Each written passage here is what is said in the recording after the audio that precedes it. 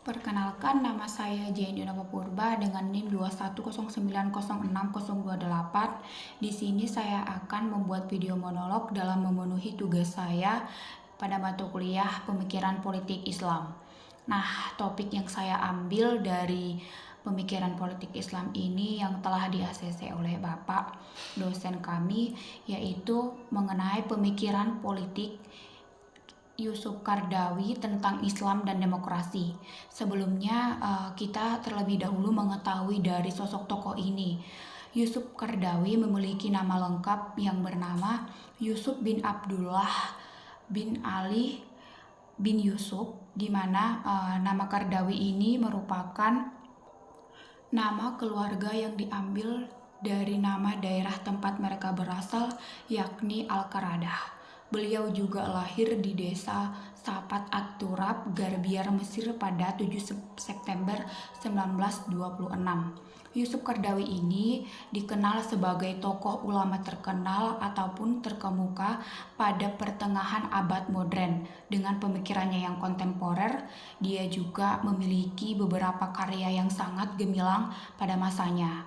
Kemudian dia juga pergi meninggalkan Mesir pada tahun 1962, di mana dia menuju ke negara Qatar. Di sana dia merintis dan mendirikan sebuah fakultas syariah dan sidarasah Islamiyah di Universitas Qatar.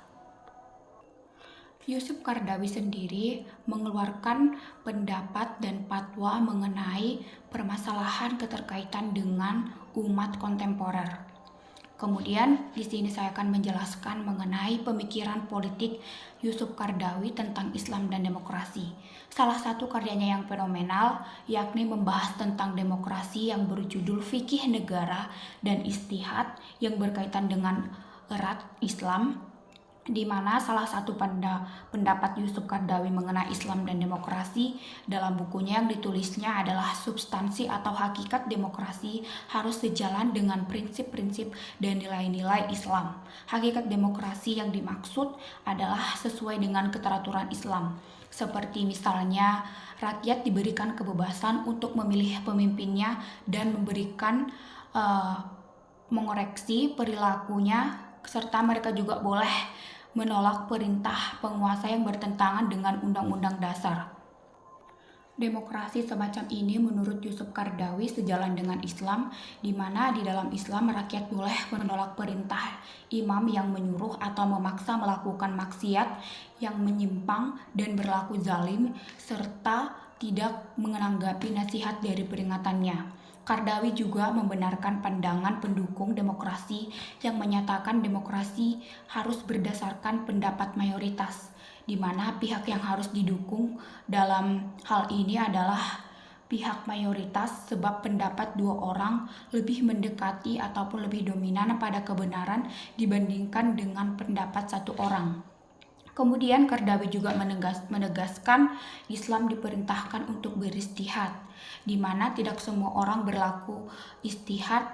Kemudian ada syarat-syarat yang harus dimiliki seseorang ketika beristihad, yaitu syaratnya harus paham pada Al-Quran dan hadis. Kemudian kalangan yang bisa untuk beristihad ini adalah para kalangan ulama yang telah paham dan mendalami mengenai Al-Quran, hadis, dan ilmu tafsir. Sedangkan umat dan para ulama harus melakukan musyawarah mufakat untuk menentukan isma, di mana konsep isma dalam Islam hampir mirip dengan konsep konsensus demokrasi yang mengedepankan kepentingan dalam menentukan suara pendapat mayoritas. Kemudian telah saya singgung tadi pertama bahwa pendapat mayoritas ini lebih dominan dengan kebenaran dibandingkan dengan pendapat satu orang dalam menjalankan suatu demokrasi Islam. Kemudian Yusuf ini juga terus-menerus memberikan karyanya pada umat Islam, baik pada permasalahan-permasalahan umat Islam agar sejalan dengan prinsip demokrasi dan fikih negara yang ia terapkan pada masanya.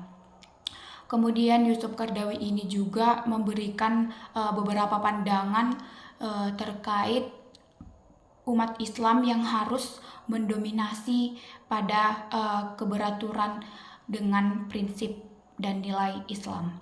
Sekian dari penjelasan saya. Terima kasih.